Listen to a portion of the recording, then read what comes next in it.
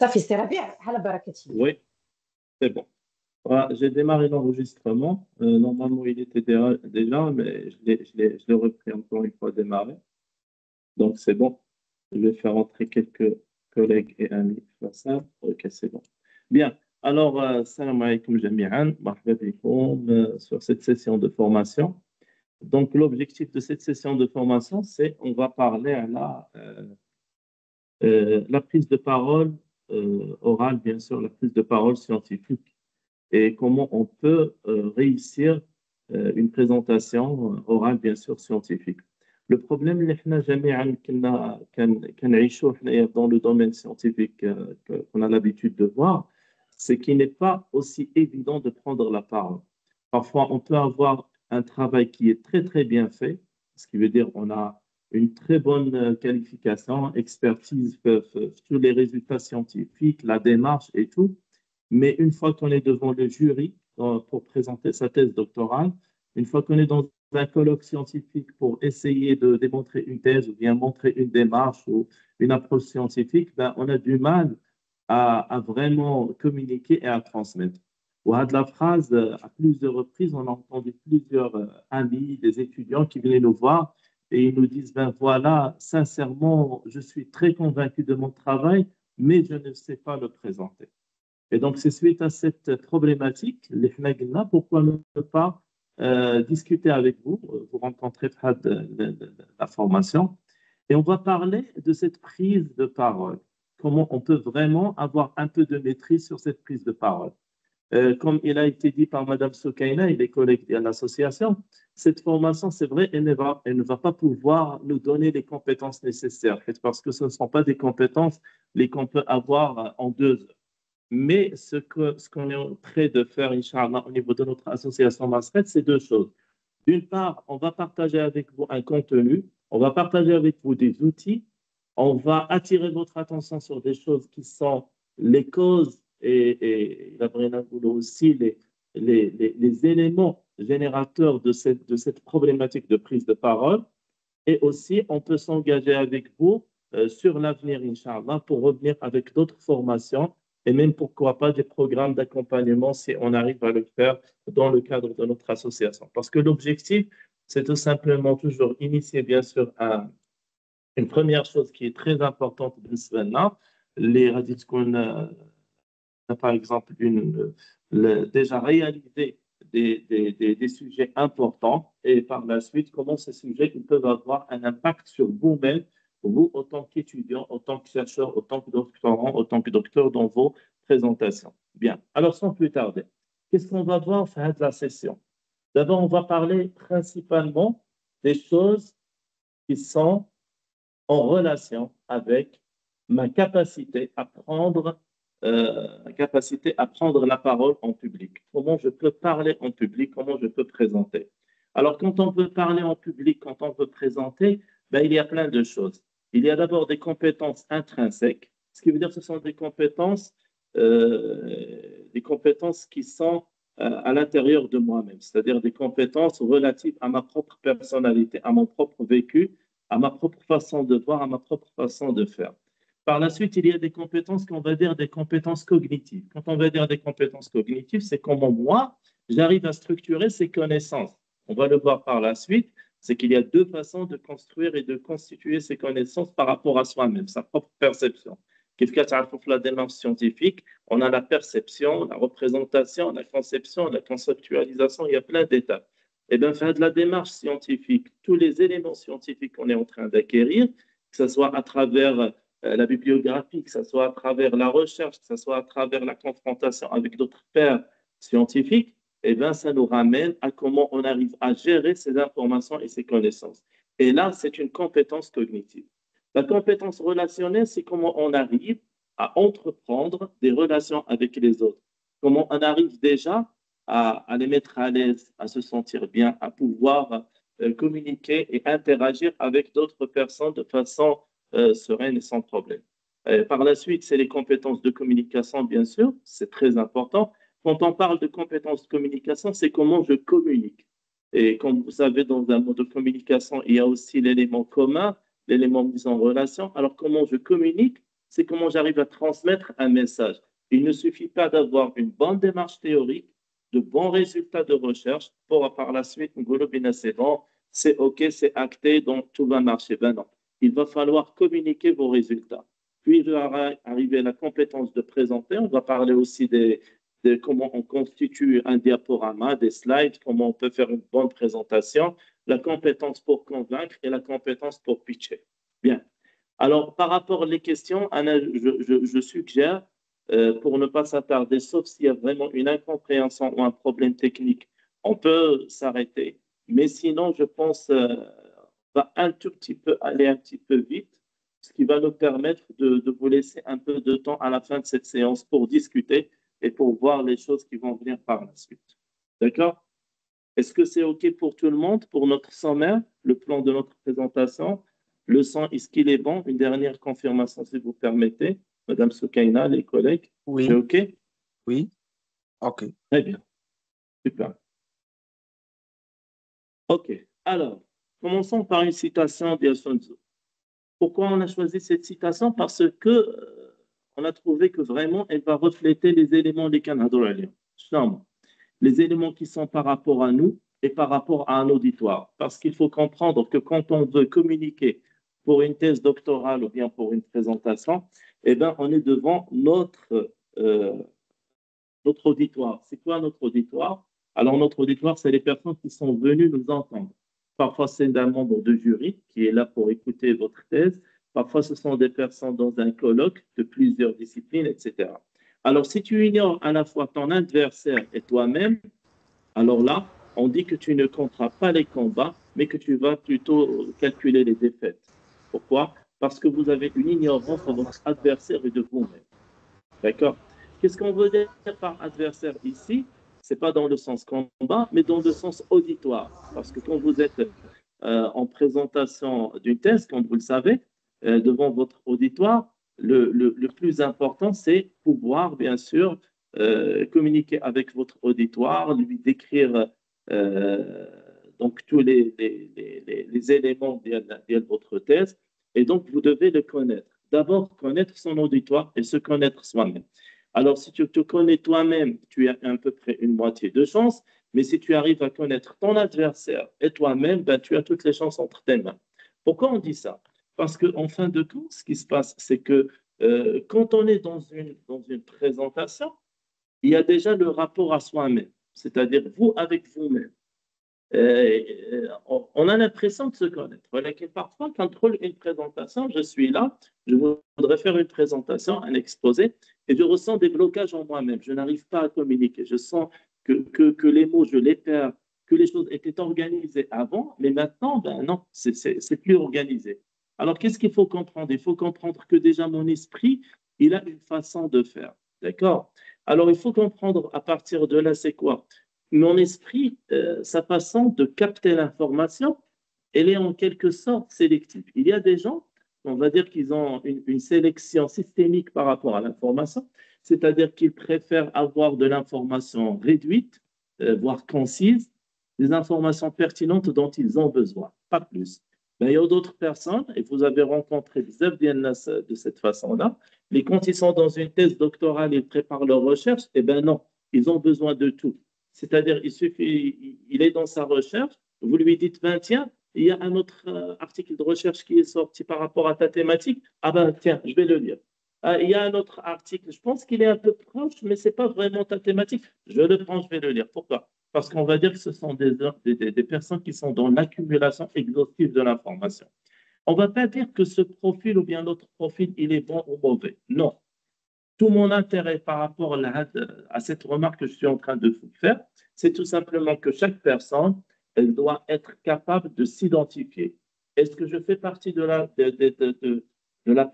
partie qui sont dans la recherche, dans l'accumulation, dans le systémique, ou bien je suis plutôt dans l'exhaustif?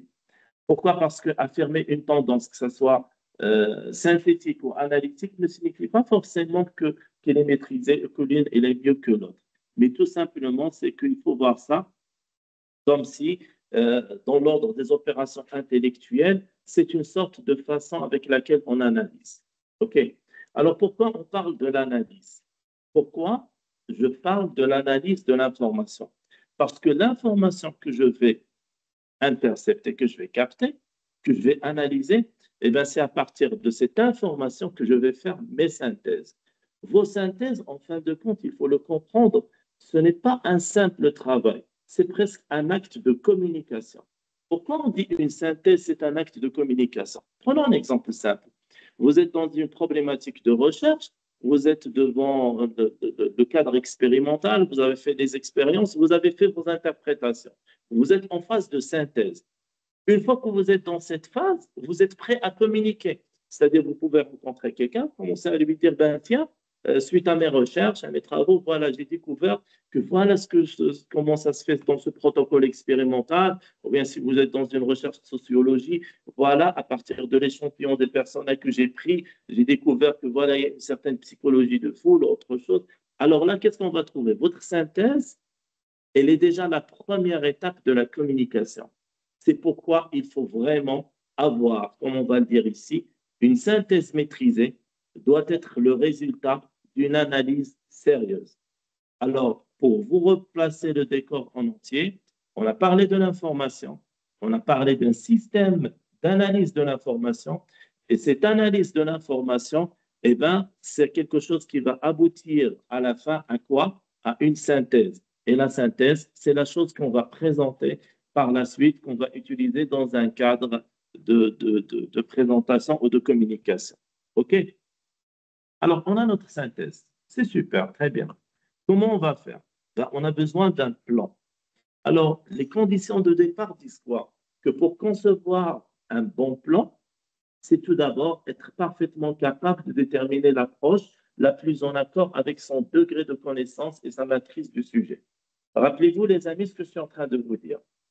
Le plan que vous allez mettre, qui est la conséquence de la synthèse, c'est quelque chose que vous devez construire en prenant en considération vos degrés de connaissance et votre maîtrise du sujet. Pourquoi?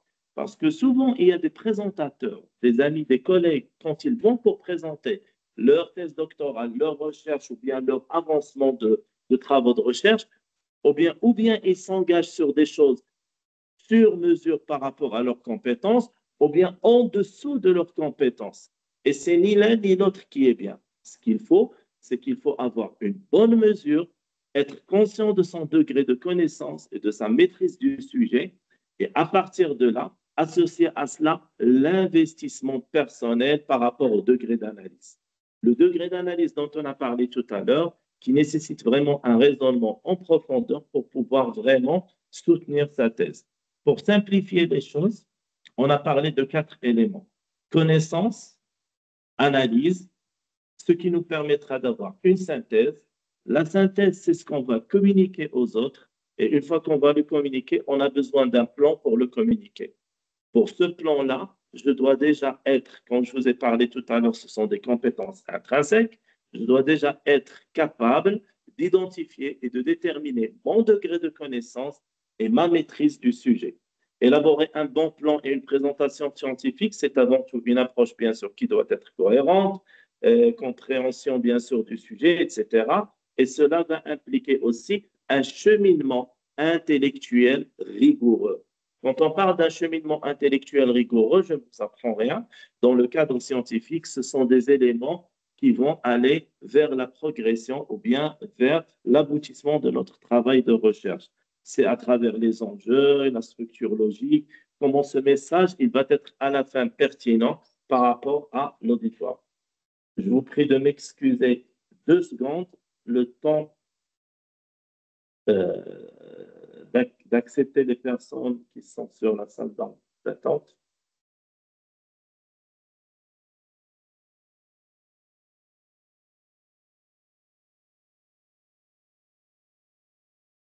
Merci.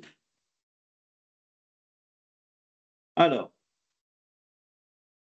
revenons-en à moi, vous, en tant que chercheur, en tant que quelqu'un engagé dans la recherche scientifique, vous avez les informations que vous avez pu bien sûr acquérir, vous avez bien sûr votre degré de maîtrise, vous avez analysé, vous êtes en phase de réalisation, de réaliser votre plan. OK. Alors là, on arrive à ce qu'on appelle la roue du raisonnement. C'est quoi cette roue du raisonnement? Vous vous rappelez, je viens de vous dire l'investissement par rapport à l'analyse. Alors, la roue du raisonnement, elle vous permet de vous positionner par rapport à vos auditoires, par rapport à vous-même, par rapport à votre sujet de recherche. Alors, on parle de trois postures. Une posture par rapport à votre auditoire, une posture par rapport à vos travaux de recherche, votre interaction avec les articles scientifiques, les thèses que vous avez lues, l'école de recherche sur laquelle vous vous êtes penché, etc. Et les personnes avec qui vous interagissez, vous vous confrontez dans votre communauté scientifique. Alors, cette roue de raisonnement, elle nous dit quoi? Elle nous dit qu'il y a 4 phases. Et ces 4 phases, ce qu'il faut retenir, ce sont des 4 phases qui démontrent la force d'investissement personnel en croissance. C'est-à-dire, on va voir les choses un peu plus simplement. En un premier temps, quand je reçois les informations, je suis sur un sujet de recherche, je commence à faire de la bouquine, je lis, je me documente, etc. Je suis sur une phase de chronologie et thématique. Chronologique et thématique, c'est-à-dire je vois l'évolution d'un concept scientifique sur lequel je travaille, je vois que le concept, voilà comment il a évolué dans le temps, le format original, le deuxième, le troisième, les articles scientifiques, etc. Je suis aussi devant les thématiques, je fais ce qu'on appelle une organisation thématique de ces connaissances, et donc je suis en train de les placer dans la chronologie et par thématique. Donc je fais une organisation chronologique et thématique. Alors cette roue de raisonnement, comment on va voir ça? Alors, la première et la deuxième phase, elle est simple. Ils font appel à la mémoire, le sens de classement, comment on va ordonner les choses, comment on va les classer, et c'est tout. Mais une fois qu'on passe à la phase 3, qui est l'opposition, et c'est la phase dialectique comme elle a été proposée par Hegel, donc dans cette phase dialectique, on parle de la thèse, de l'antithèse, de la synthèse, de l'avantage, des inconvénients, le pour et le contre. Donc, on est dans une phase de confrontation des idées. D'accord? C'est comme si, par exemple, on va rencontrer une autre personne, on va dire, voilà ma thèse. Il va répondre, ben non, c'est pas ça ce que je pense autre chose, et on en reste là. D'accord? Alors ça, c'est la phase dialectique. Et c'est un degré 3 de la croissance, bien sûr, ou bien de l'investissement. Au-delà de cette phase sur la roue du raisonnement, on arrive à la phase diagnostic et analyse. Quand on est sur la phase diagnostic-analyse, on commence non pas seulement à voir la chose sur le phénomène d'opposition et de dialectique, thèse, antithèse, mais on passe au-delà vers l'existant, les conséquences, le passé, avec le passé, ce qui s'est passé, pourquoi cela s'est produit comme ça, qu'est-ce qu'il y avait avant dans le temps, qu'est-ce qu'il y a maintenant, qu'est-ce qui est prévu dans l'avenir, etc. Donc, c'est un regard étalé dans le temps. Et donc, c'est une prise en considération de ce regard scientifique, non pas limité à l'opposition entre thèse et antithèse, mais au-delà, vers le diagnostic et l'analyse. Alors, qu'est-ce qu'on va voir? On est dans ces 4 niveaux de connaissance, ou bien dans ces 4 niveaux d'investissement. Quand vous êtes sur ces 4 niveaux d'investissement, votre auditoire lui-même, il est dans l'un de ces niveaux. Il est dans l'un de ces niveaux. Et vous avez eu l'expérience de le voir et le constater après vos présentations. Quand vous êtes en présentation, vous avez des personnes qui, à partir de leurs questions ou de leurs échanges, on voit qu'il est dans la phase chronologique thématique. D'autres qui sont dans l'opposition, d'autres qui sont un peu plus sur le diagnostic. Quand on est sur le diagnostic, nous, en tant que présentateurs, on doit être capable d'être sur le diagnostic parce que c'est dans le diagnostic qu'on a effectivement la phase analyse. Et qu'est-ce qu'on a dit? Cette phase analyse, c'est celle qui va nous permettre d'aboutir à une phase de synthèse en bonne et due forme. D'accord? OK. Je vais encore vous demander un instant, le temps de voir quelques collègues dans la salle d'attente.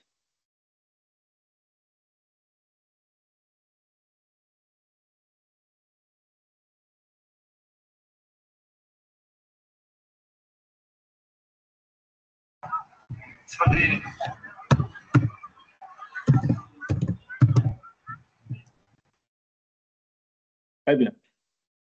OK. Alors,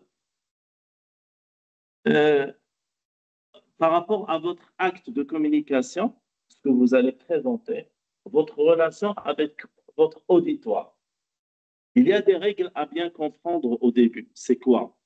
C'est que l'auditoire, votre relation avec l'auditoire n'est pas une relation conséquente du moment où vous allez présenter. Non, c'est quelque chose qui a eu avant. Pourquoi? Parce que déjà, il y a une relation existante à travers le contexte.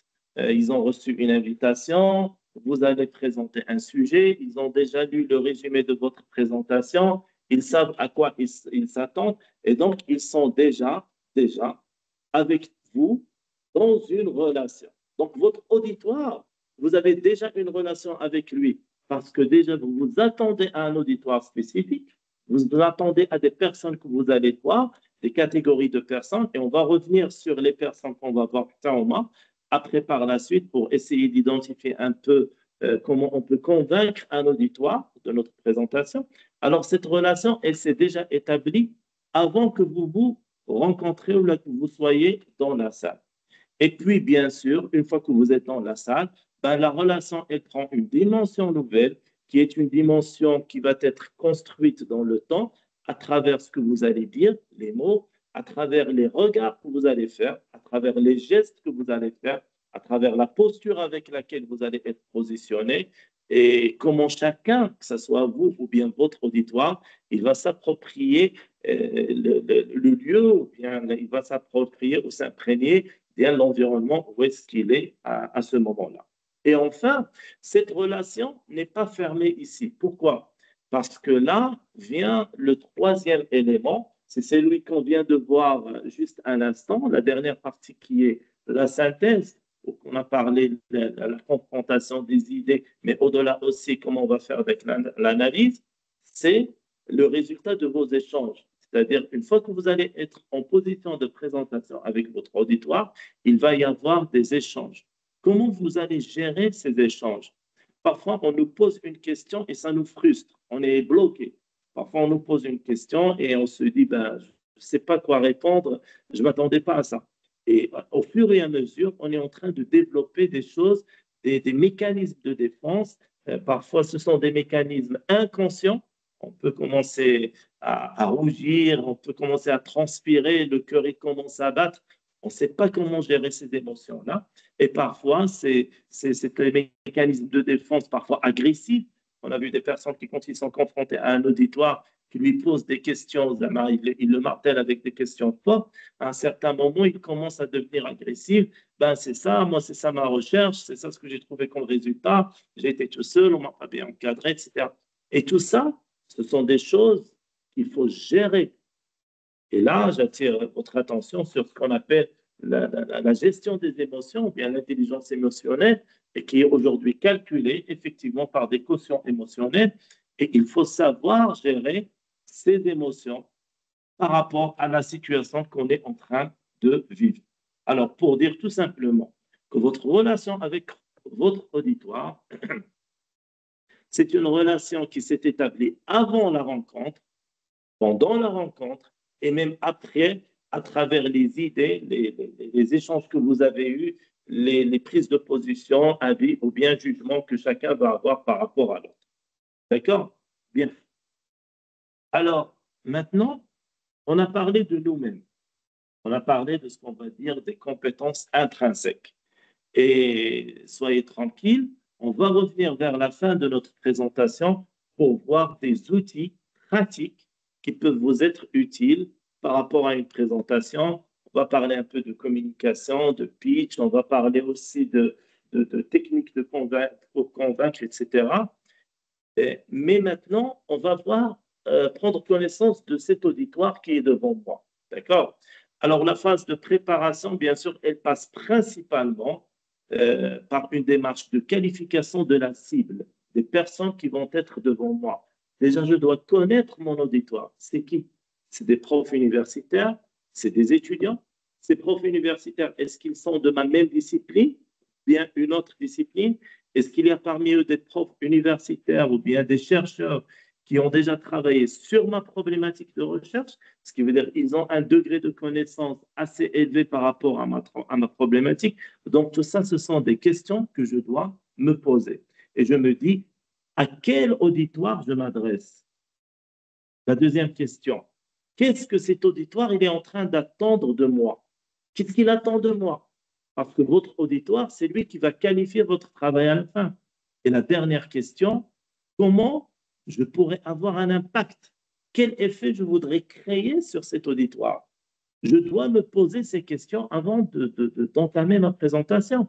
Alors, ce sont des questions simples. Quand on dit c'est qui mon auditoire, ben, c'est combien de personnes, comme je vous ai dit, c'est quoi leur profil, est-ce qu'ils sont réceptifs ou sceptiques, est-ce que ce sont des personnes qui ont l'habitude d'assister, quelles sont leurs valeurs ou bien leurs habitudes par rapport à ma problématique, qu'est-ce qu'ils attendent de moi, ben, pourquoi ils sont venus? Je me pose cette question. Est-ce qu'ils sont venus pour la présentation? Est-ce qu'ils sont plutôt attirés par le sujet lui-même? Quelles sont leurs attentes par rapport à ce sujet de recherche que je vais présenter pendant cette séance? Et le dernier point qui est important que je vais me poser aussi comme question, c'est quel effet je voudrais créer en eux? Alors là, faites attention s'il vous plaît. Quand vous êtes dans votre présentation, que ce soit une recherche ou bien dans le cadre d'un colloque, rappelez-vous, et on va le voir un peu plus loin, c'est que dans le message, il y a un message que la personne ou bien le jury doit garder en tête, doit capter. Et un peu plus loin, on va voir la pyramide de ces messages, on va voir le message principal qui est en haut de la pyramide. Donc, c'est les choses qu'on voudrait que l'auditoire garde en tête avant de partir. Et pourquoi c'est important ce point-là que l'auditoire va garder de moi avant de partir? Ben parce que c'est à partir de ce message qu'il va pouvoir vraiment par la suite construire tout ce qui va venir par la suite, autant qu'il est, autant que comment il va adhérer ou non à ma problématique. Bien. Alors, en résumé pour cette partie, important de bien connaître son auditoire. C'est qui? Est-ce qu'il attend de moi? Et quel effet ou bien quel message je voudrais qu'il garde à partir de ma présentation. D'accord? Alors, pour cela, il faut comprendre qu'un auditoire comme une personne, bien sûr, il y a une façon de faire. D'accord? On va parler de comment on est en train de convaincre. D'accord?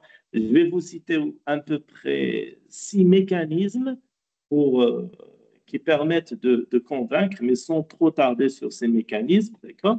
Rapidement. Et ce sont des mécanismes qui sont importants parce qu'ils permettent principalement d'avoir une notion de comment convaincre les autres à partir de la façon avec laquelle ils sont réceptifs de l'information. Premier mécanisme que l'humain utilise face au flux d'informations qui sont inconscients, le mécanisme de cataloguer. Un mécanisme de cataloguer, il est simple. C'est un mécanisme qui, tout simplement, il va classer les nouvelles situations en bonnes ou mauvaises. Ce qui veut dire, si vous êtes dans une présentation de thèse, ou bien c'est OK pour cette thèse, ou bien ils sont contre cette thèse, d'accord, directement. Et donc, ils sont sur ces deux positionnements. Et donc, ce qui est important, c'est qu'il faut soigner tout ce qui se passe avant votre conférence, afin que les informations que vous allez transmettre, et ça peut être à travers les choses les plus simples, la préparation du vidéoprojecteur, le positionnement, les conditions de réalisation de votre présentation. Et il faut faire attention à ce que les informations que vous allez transmettre ne soient pas en désordre. Ils doivent être dans un format d'organisation qui va être simple à capter à partir de votre auditoire. La deuxième chose qui est utilisée par rapport aux mécanismes pour convaincre, c'est la réciprocité. Alors, c'est quoi cette réciprocité? Adhérer, c'est une parenthèse. Psychologiquement, on est redevable à une personne qui nous donne quelque chose. C'est-à-dire, on rencontre quelqu'un, il va nous faire un petit service. Inconsciemment, on sent qu'on est redevable vers lui aussi. Bon, alors, c'est quoi la conséquence de cela? c'est que, par exemple, quand vous êtes dans une salle, vous êtes en train de présenter, la réciprocité, elle fait que si vous arrivez à donner quelque chose à votre auditoire, eh bien, votre auditoire, automatiquement, il sera beaucoup plus ouvert à vous donner aussi quelque chose. Un instant, le temps que j'accepte d'autres invités, s'il vous plaît, une seconde. 1, 2, 5. Bien. OK, on continue. Bien. Alors ça, c'est parmi les mécanismes comme on vient de dire, qui sont des mécanismes de cataloguer, mécanismes de réciprocité. Donc, dans la réciprocité, quand vous êtes dans une salle, que les gens arrivent, par exemple, vous leur distribuez quelque chose à votre auditoire, vous faites une petite pause café, un truc, ben, ils se sentent, ils sont redevables envers vous par quelque chose. Et donc, ce sentiment d'être redevable, ben, il va faire qu'ils vont être plus réceptifs, plus indulgents, plus sympas avec vous. D'accord? C'est un effet psychologique. Autre chose, c'est l'effet du nombre. Bon, l'effet du nombre, c'est l'effet de la foule, tout simplement. Dans un auditoire, si vous avez 40 personnes, et à partir de ces 40 personnes, 39 personnes, ils ont un avis spécifique, et bien la personne qui reste, automatiquement, elle aussi, elle va aller généralement, bien sûr, c'est pas une règle à 100% admise, mais généralement, elle va elle aussi aller vers ce phénomène d'acceptation de l'effet. C'est-à-dire l'effet du nombre, il va positionner la minorité avec la majorité des personnes qui sont présentes. Alors, dernier point, donc plutôt un autre point, il nous reste encore 3, c'est l'aversion au risque. C'est quoi l'aversion au risque? C'est que si la taille de l'auditoire le permet, eh bien, cette aversion de risque, elle dit que quoi? Que les personnes, ils sont plus aptes à garder leur position plutôt que de risquer de perdre leur façon de voir. On utilise l'aversion dans le commerce. C'est avec des techniques très simples. C'est une personne, par exemple, on demande à une personne, tu me prêtes maintenant 10 000 euros, d'accord? Et au bout d'une semaine, je vais te donner 1 500 euros, sinon je vais perdre et je vais te rendre que seulement 800 euros. Alors la personne, avec ce phénomène de billets qu'on appelle des billets cognitifs d'aversion du risque, ben, elle va préférer de vous dire, laissez-moi mes 1 000 euros, je n'ai pas envie de prendre le risque, tout simplement. D'accord? Alors, un dernier point, souvent les collègues, les présentations, ils l'oublient. C'est quoi? C'est la légitimité. Il faut savoir que quand on est devant un jury ou un auditoire, parmi les choses qui nous donnent confiance en nous, c'est nous-mêmes déjà. C'est votre légitimité. La démarche de conviction doit être établie chez vous. Vous devez avoir confiance en vous et vous devez démontrer votre légitimité. Ben, qu'est-ce qu'on fait? Ben, tout simplement, au début, on va se présenter. Voilà ce que je suis, voilà ce que j'ai fait comme recherche, voilà ce que j'ai déjà réalisé comme, je ne sais pas, comme par exemple, comme publication, comme participation à des conférences, à des colloques, à autre chose. Et donc, cette légitimité, elle est importante parce que face à l'auditoire, cette légitimité, elle vous donne un plus. Et face à l'auditoire, ben, ils se disent, on est devant une personne vraiment qui a de la légitimité, une personne qui est vraiment capable, qui a beaucoup de choses, etc. Dernier point, c'est comparaison de la référence. Alors, en comparaison de la référence, bon, je pense que généralement, c'est assez utilisé dans le domaine de la recherche et autres. C'est tout simplement quand vous allez prendre un phénomène que vous êtes en train d'expliquer et vous allez faire l'analogie avec un autre phénomène un peu similaire qu'on va prendre comme référence. C'est-à-dire, on est sur un travail je ne sais pas parce que je suis plus sur la sociologie, je donne des exemples comme ça, ben, dans une telle situation, on a identifié un comportement des personnes qui va vers le sens de l'acceptation et de la soumission. Et on va se dire, ce même phénomène, on l'avait déjà constaté auparavant dans d'autres situations qui se sont déclenchées peut-être dans un autre environnement. Alors, cette comparaison par rapport à une référence, elle fait que quoi? Elle fait que par rapport à l'auditoire, quand on lui donne une comparaison par rapport à une référence, eh bien, il a plus l'acceptabilité de se dire que voilà, les conséquences ou les conclusions qu'il y a eu à la référence, il est très possible qu'on les retrouve dans cette situation qui est présentée ou exposée. D'accord? Bien. Est-ce que ça va jusqu'à présent? Ça avance bien? Pas de souci, on continue.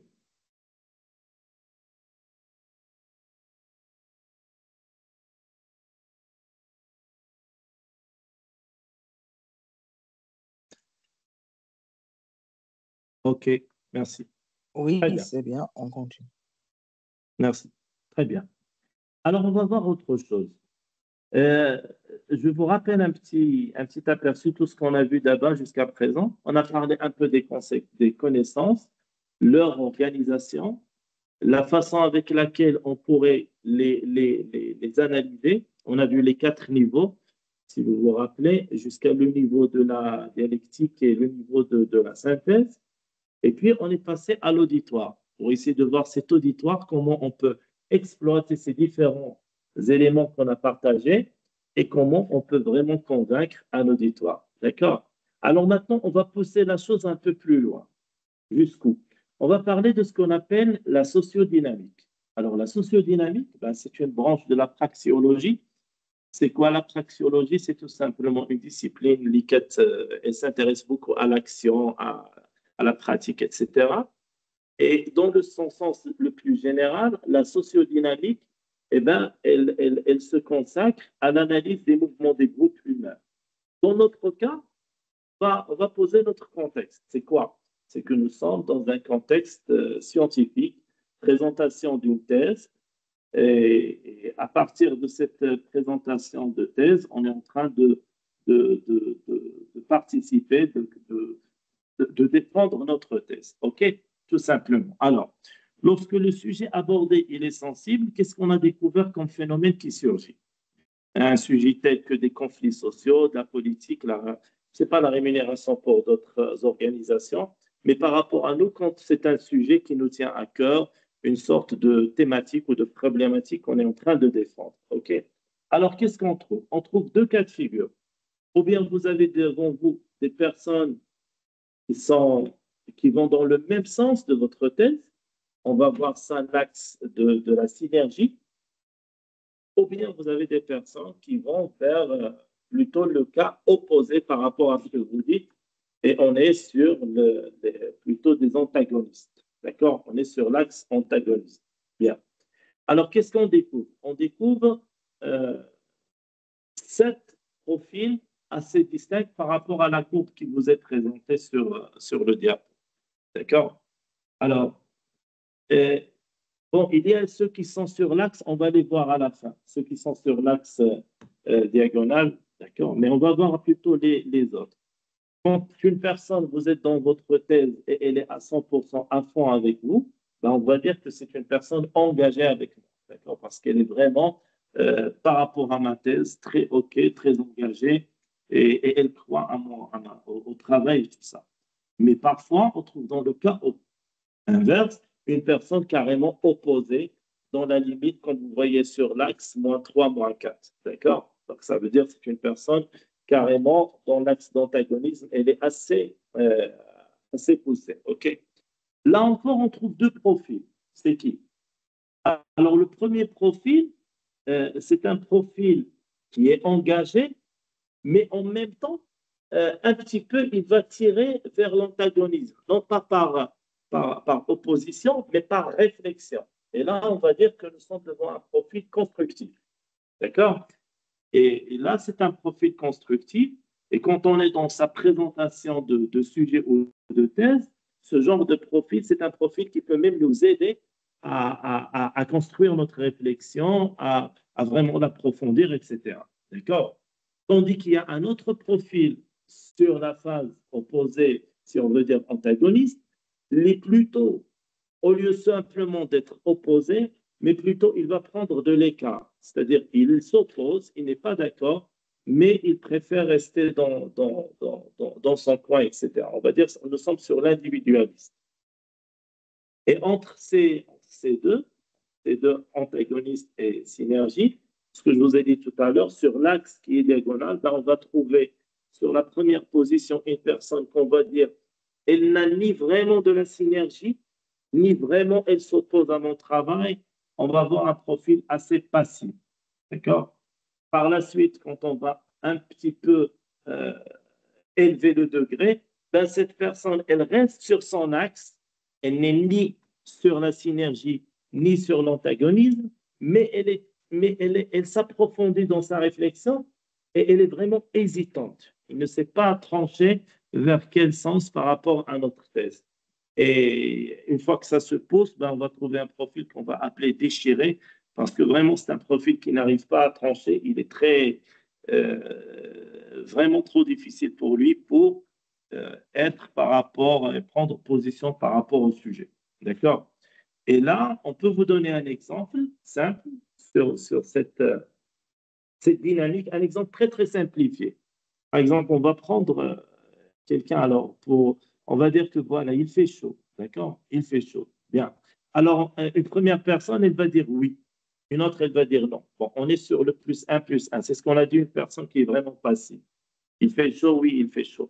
Mais quand on commence à s'engager avec la réflexion, on passe à l'acte. Par exemple, il fait chaud, on va dire, est-ce que quelqu'un peut ouvrir, par exemple, la fenêtre? L'autre, il va dire plutôt dans le cas antagoniste opposé, il va dire, s'il vous plaît, non, laissez la fenêtre fermée. D'accord? Quand on va pousser un peu plus loin, la personne, elle va ouvrir la fenêtre carrément. Mais une autre personne, peut-être, elle va allumer le chauffage. Et le dernier donc, point par rapport qu'on a vu tout à l'heure, c'est une personne qui a déjà ouvert la fenêtre ou bien la personne, elle a quitté la pièce. Bien.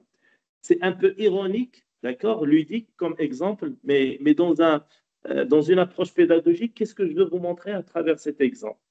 C'est que quand on a une réflexion, quand on a une pensée, quand on a une thèse de façon générale, un avis, une opinion, ben on est ou bien dans le oui, dans le quelqu'un devrait ouvrir, dans les autres, ou bien j'ai déjà ouvert la fenêtre.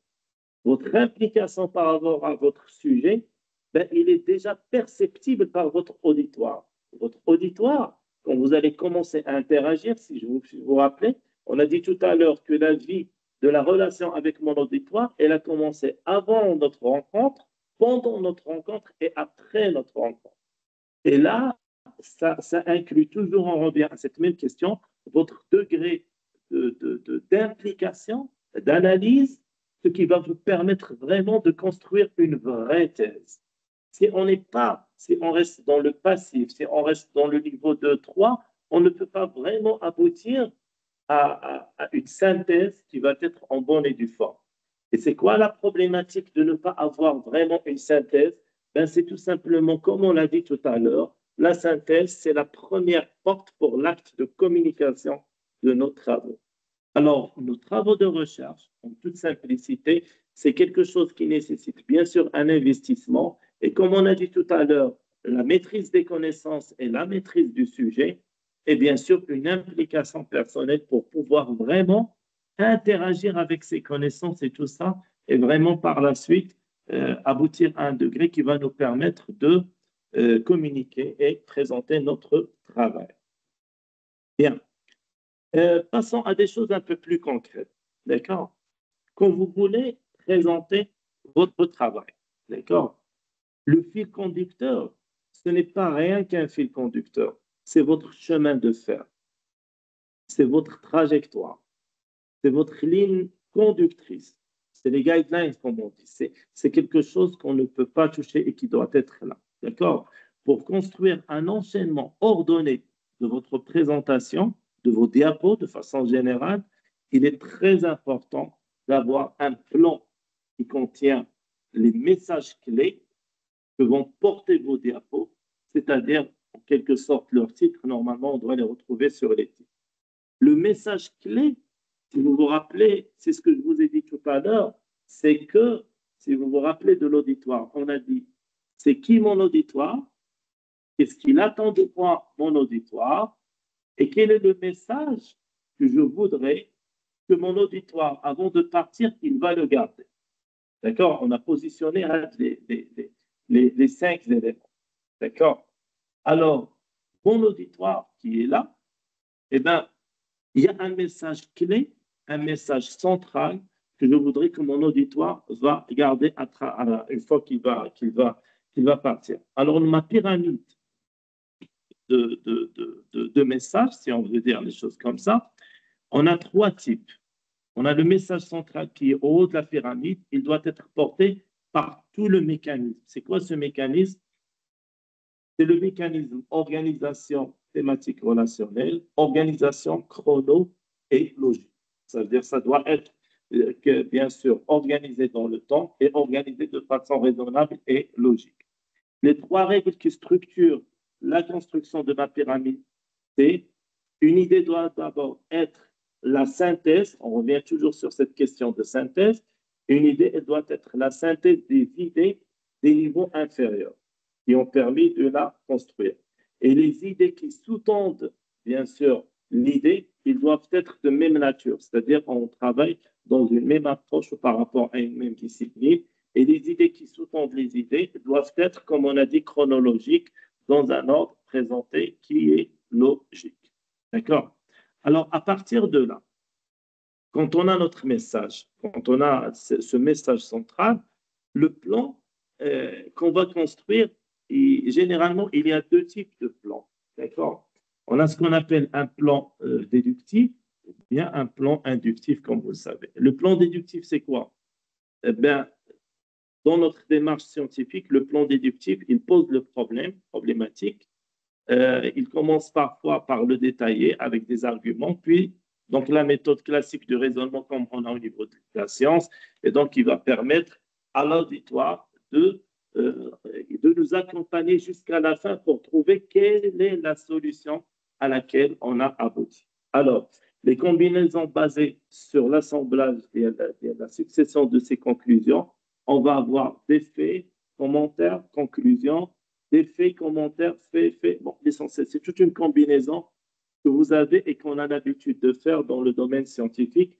C'est-à-dire, il y a toujours les faits, on fait un commentaire, on arrive à une conclusion. Parfois, il y a des faits, un autre fait qui vient par la suite et on continue à construire. C'est le plan déductif. Le plan inductif, ben, c'est un plan, il va baser sur les 3 questions.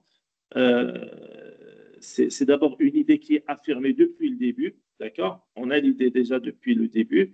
Et donc, dans un niveau supérieur, on va seulement justifier cette idée par rapport aux idées inférieures qu'on va avoir. Ce n'est pas comme dans le cas tout à l'heure, on va construire pour l'idée supérieure, mais cette fois, c'est à partir des idées inférieures. Et la conclusion, elle va être au niveau supérieur, vu que c'était le message central qui a été communiqué depuis le début. Alors, sans plus tarder, tout simplement par rapport au plan inductif, ben, il faut retenir que ce plan, il répond à 3 questions principales qui rendent la chose bien sûr facile. Comment, pourquoi et comment le salut. Comment ce phénomène, pourquoi et comment on l'a su à travers les différents éléments qu'on a eus. Bien. Alors, la conclusion. La conclusion, pourquoi on l'a posée ici, donc à l'intérieur de notre présentation, avec une importance assez significative, parce que la conclusion, c'est la dernière chose et la plus importante peut-être qu'ils vont garder votre auditoire avant que vous partiez. La conclusion. La conclusion, il faut vraiment la soigner. Une conclusion réussie, c'est comme une alchimie, d'accord? Elle va mélanger, prendre de tous les éléments, d'accord? 4 éléments pour votre conclusion. 4 points pour la conclusion. Quand je vous dis la conclusion, entendez par ça, d'accord? Essayez de voir, quand on dit la conclusion, on est en train aussi de parler du message central que vous voulez laisser chez votre auditoire. OK? Alors, la première chose dans la conclusion, il faut marteler le message principal. Revenez sur le message principal, sur ces points, et les points qui le sous-tendent, pourquoi on en a parlé, quelle est l'importance. Construire un message fort. terminer par un message fort qui va favoriser la mémorisation. Il faut aider votre auditoire à retenir un message fort à la fin de votre présentation qu'il va capter et qu'il va garder. Peut-être même une fois qu'il va partir, il va se dire, ben, je me rappelle, il a dit ça à la dernière minute dans sa présentation. Troisième point, il faut offrir une perspective plus générale, c'est-à-dire une perspective. Votre travail de recherche ne doit pas avoir l'impression qu'il est terminé, il est abouti, il est fini. Ben non, c'est que au-delà de l'idée que vous avez dire, marteler, comme on l'a dit, au-delà de construire un message fort à la fin, ils doivent sentir que l'idée d'augmenter la portée de votre discours, c'est parce elle est dans la continuité. Ce qui veut dire, votre idée, elle va permettre plusieurs choses. Votre thèse, elle va ouvrir le champ à plusieurs autres disciplines ou bien à plusieurs autres actions de recherche qui sont importantes. Et préciser les prochaines étapes, en quelque sorte, on va dire, Bina, votre travail de recherche, il s'inscrit dans la continuité. Voici les prochaines étapes. On pense pouvoir aussi aller plus loin dans notre recherche, etc. Ça, ce sont 4 points fondamentaux pour construire votre conclusion. D'accord? Alors, en résumé, par rapport à la présentation, clarifier le message. Il faut identifier un message clé que vous allez dire. Adapter le contenu au public cible, qui sont des spécialistes, non spécialistes. Il faut structurer son contenu. Quand on dit structurer le contenu, c'est à partir de là avoir une bonne introduction, problématique, objectif, la méthodologie, les résultats, quelle est la discussion et la conclusion. Ne pas hésiter à suivre au-delà de la structure classique, la méthode alternative, et on voit plusieurs personnes en train de l'utiliser aujourd'hui, qui est le storytelling scientifique. Le storytelling scientifique, parce que le cerveau, il capte mieux l'histoire que les données et les chiffres. Quand vous présentez à un cerveau une histoire, c'est-à-dire on est sur un travail de, c'est pas, de psychologie ou autre chose, au lieu de dire voilà le concept, voilà ses conséquences, voilà comment ça fonctionne, etc., on peut tout simplement raconter l'histoire d'un patient ou d'une personne qui a vécu un traumatisme suite à quoi, avec une découverte scientifique, voilà ce qui s'est passé, ben, il a pu se rétablir, etc. Et les gens, ils captent beaucoup plus l'histoire que les faits, les chiffres et les données. OK? Alors, dans la construction d'un storytelling, ça part d'une situation, d'un problème, d'une solution, d'un impact. J'espère, si on a une autre occasion, l'avenir, on peut vous faire une présentation rien que pour le storytelling, parce que c'est un instrument qui est aussi assez puissant par rapport à la présentation et par rapport pour convaincre son auditoire. Mais l'essentiel à retenir, c'est que le storytelling, il passe par 3 phases. La situation qui est racontée, le point, on augmente la pression. C'est comme si quelqu'un qui raconte une histoire, au début, voilà ce qui s'est passé, soudainement, voilà ce qui s'est passé. Donc, il y a de l'attractivité, il y a de la surprise. Et à partir de là, il y a une solution qui va être proposée. Donc, c'est situation, un problème grave qui va capter l'attention, une solution qui a surgi, et voilà ce que cette solution elle a permis, et on va découvrir l'impact. Ça, c'est la démarche du storytelling. D'accord? Et pour votre présentation, donc de façon générale, une présentation, il est important de la répéter avant, seul ou bien avec ses collègues. On va voir ça aussi un peu plus loin en détail. En moyenne, il faut 2 répétitions de la version finale de votre présentation, au moins en moyenne. Et ne soyez pas effrayés, bien sûr, par votre présentation lors des répétitions. Pourquoi? Parce que on se dit toujours que la catastrophe, ça va être jusqu'au jour J. Le jour de la présentation, c'est la catastrophe. Mais autant qu'il y a vraiment de la préparation, autant que vous avez vraiment pu faire les simulations entre vous, avec vos collègues, avec vos amis, sincèrement, la catastrophe, elle est largement dépassée à ce moment-là. D'accord? Alors, comme on disait, le guideline ou bien notre structure, il faut comprendre que votre présentation, elle passe par des phases. OK? Quand vous êtes dans une présentation orale, gardez le contact visuel, environ 5 secondes avec chacun des participants.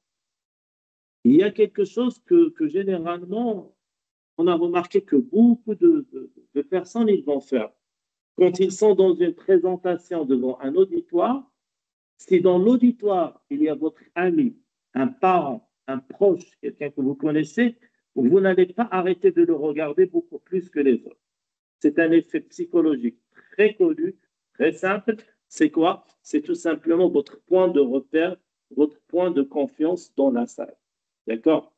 Alors, ce qui est conseillé de faire, c'est plutôt garder le contact visuel, mais 5 secondes pour chacun.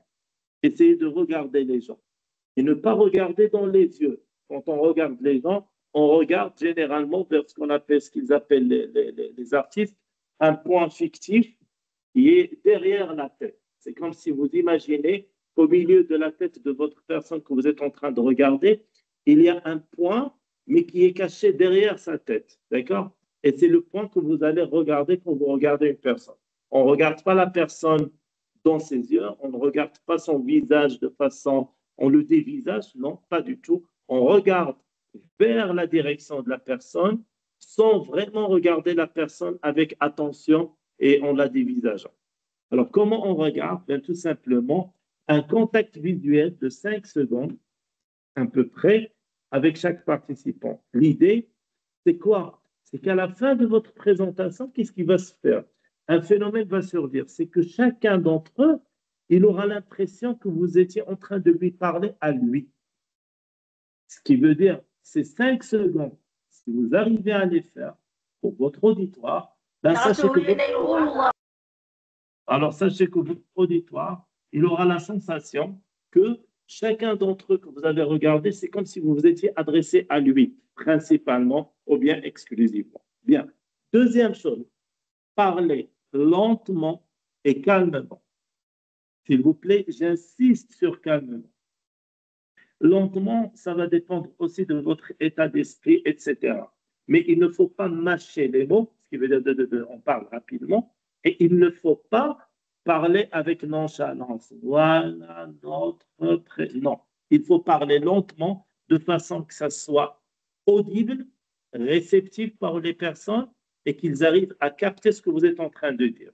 Et parler calmement, parce que si vous n'êtes pas calme, il y aura 2 conséquences. Écoutez-moi, car 2 conséquences si vous n'arrivez pas à parler calmement. La première conséquence, c'est une conséquence sur vous-même.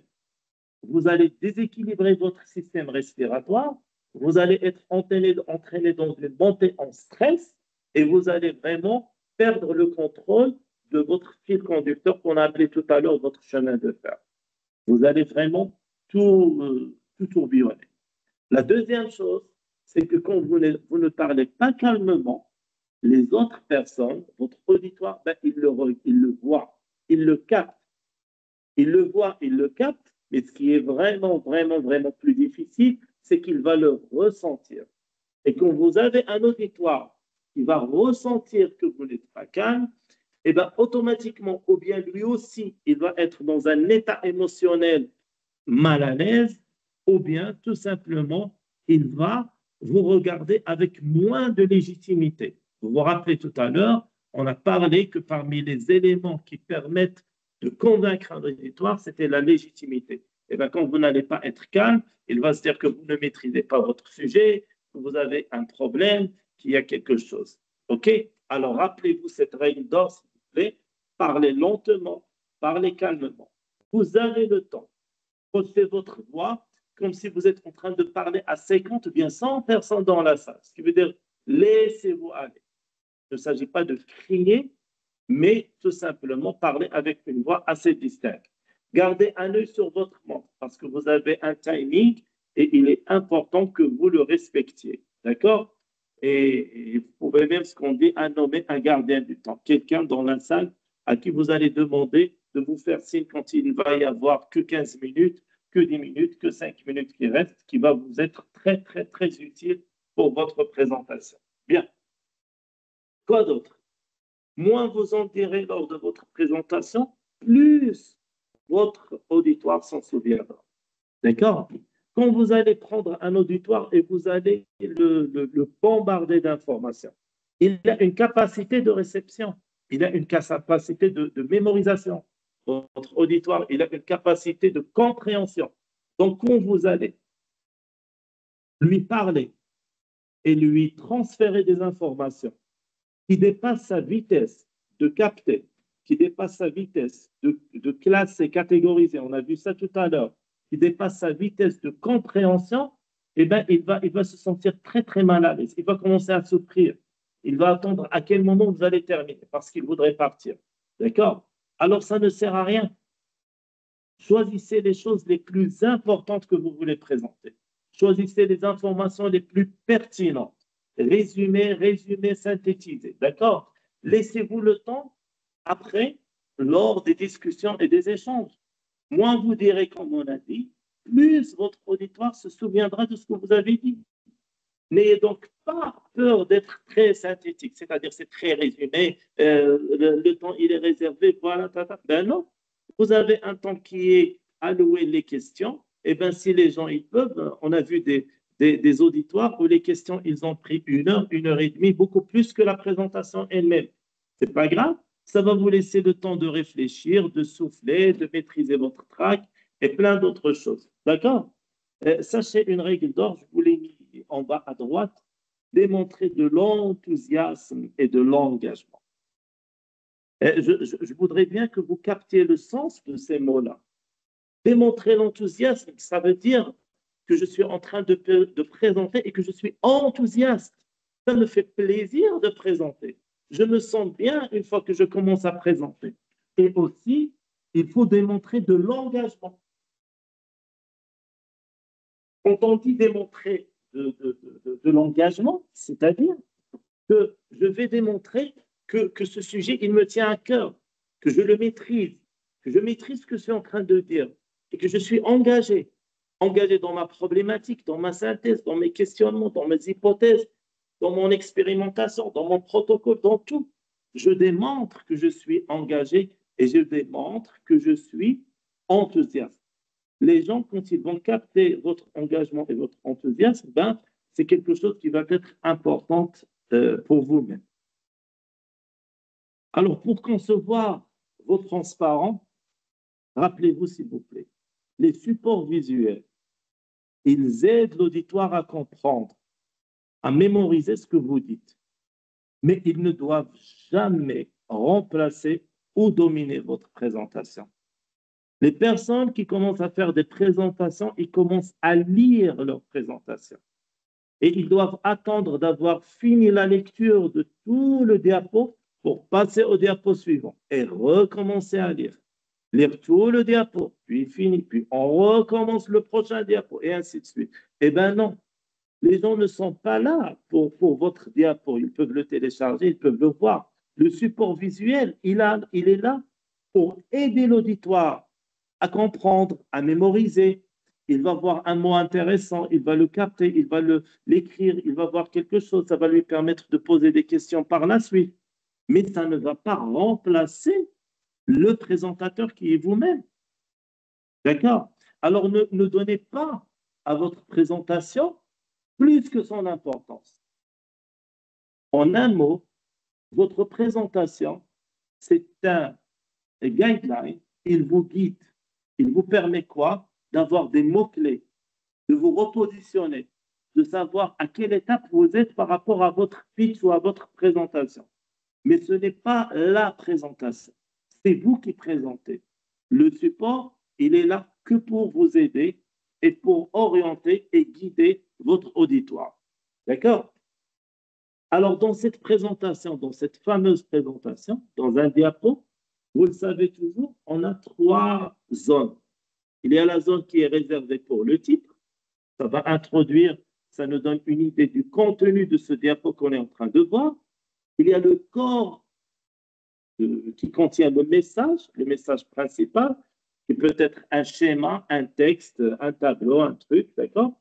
Et il y a la conclusion qui va synthétiser l'ensemble du contenu du transparent, bien de la diapo, de manière affirmative ou interrogative. D'accord? Parfois, ce jeu de zones, il peut être joué par le présentateur lui-même. Je vous explique. On peut trouver par exemple un diapo où tout ce qu'on va trouver sur le diapo, c'est un schéma et un titre. Alors, qui est-ce qui va faire le travail de l'introduction? C'est le présentateur. Le corps du diapo, c'est le schéma. Qui est-ce qui va l'expliquer, le définir? C'est le présentateur. Parfois même la légende, si elle n'est pas là, c'est lui qui va le faire. Et c'est lui qui va conclure ce diapo pour introduire le diapo suivant à travers, que ce soit une manière affirmative ou bien d'une façon interrogative. D'accord?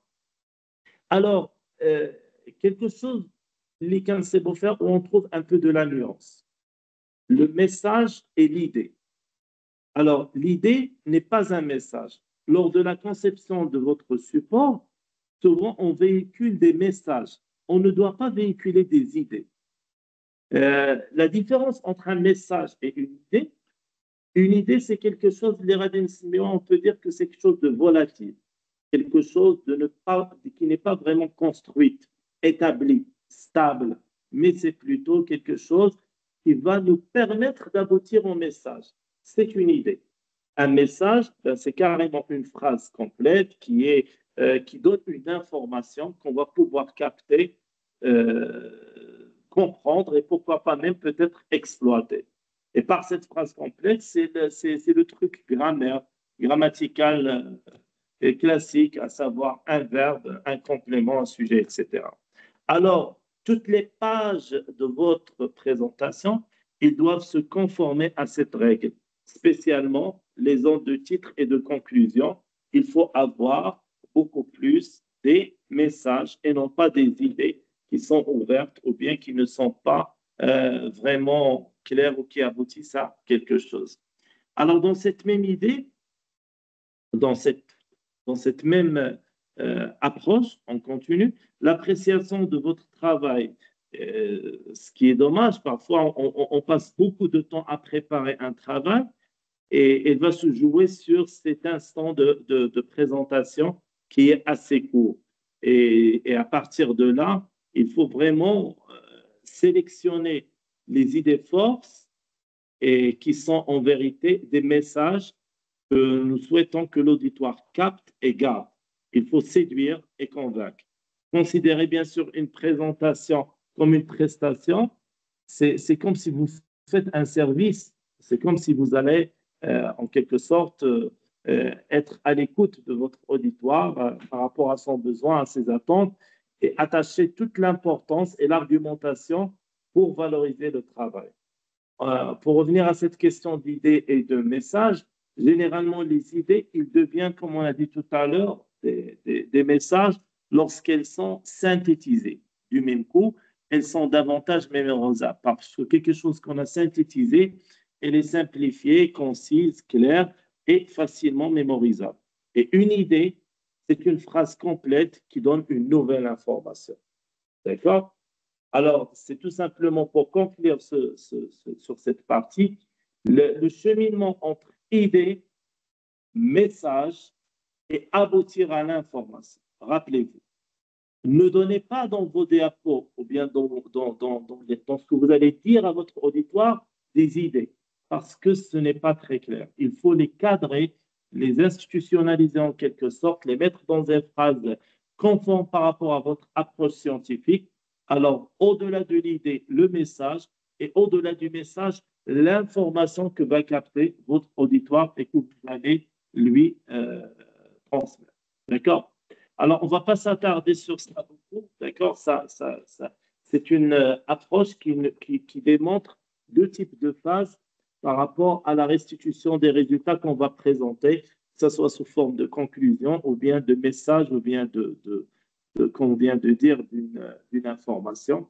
Il y a une approche qui fait l'annonce, la problématique, la présentation et la réaction, qui est une phase qu'on appelle phase objective. Il y a la phase engagée, qui est l'opinion, l'action, la conclusion et l'horizon. Si on fait le parallèle ou la comparaison entre les deux, on va trouver que la première phase qui est objective, à partir de la problématique présentation, on a la réaction. Mais dans la phase engagée, À partir de la deuxième étape, opinion, directement on passe à l'action où on a des conclusions pour être sur l'horizon. Ce sont deux démarches différentes et donc chaque démarche, elle va être associée à une façon de faire, à une façon de gestion des informations ou bien de la démarche de réalisation de votre présentation par rapport à votre protocole scientifique ou expérimental spécifique. Bien. Donc, c'est phase engagée ou bien phase objective. D'accord? Alors, on va essayer de parler maintenant de façon un peu plus terre à terre. D'accord? Quand vous êtes devant votre auditoire pour présenter, eh bien, il faut exploiter, apprenez à utiliser vos ressources. Le visuel, comme vous le voyez, ben, il constitue l'essentiel de l'impact de votre message. Il est de l'ordre de 55%, c'est à travers toutes les pourcentages, ils diffèrent, mais ils sont toujours dans ces ordres de grandeur. Quand vous communiquez, quand vous parlez, ce qui est visuel, il est capté à 55%. Ce qui est verbal, les informations, ben, ils sont captés à 7%. Et ce qui est tout ce qui est voix, tonation, façon de parler, rapidité, etc., eh bien, c'est à 38%. Alors ça vous donne une idée que vous devez vraiment, vraiment penser à soigner, à exploiter et à vraiment investir sur le côté visuel et le côté voix. Le côté visuel, c'est comment vous allez, bien sûr, meubler votre présentation, comment vous allez bouger dans la salle, comment vous allez parler, comment vous allez utiliser votre gestuelle, etc. Le visuel, comme on a dit, qui représente 55%, eh bien, ce qui est dommage, c'est qu'une fois que vous n'avez pas les 55%, elles deviennent négatives. Si vous avez des gestes qui vous trompent, c'est-à-dire quelqu'un qui est en train de présenter et à un certain moment, il a perdu le fil conducteur. Ou bien vous êtes en train de présenter et normalement vous êtes chimiste, vous êtes sur des analyses chimiques par exemple et vous attendez à présenter que le pourcentage ou bien la prédominance d'un élément chimique par rapport à un autre, elle est de 75%, je ne sais quoi, et vous vous retrouvez avec un chiffre vraiment très loin et vous êtes surpris. Qu'est-ce qui se passe là? Votre frustration, votre surprise, eh bien, vous allez avoir des gestes qui vont vous trahir. Et ça, vous devez le maîtriser.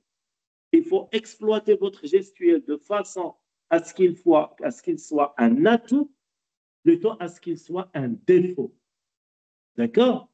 Ce qui veut dire que vous devez transformer votre frustration ou bien votre malaise en une force.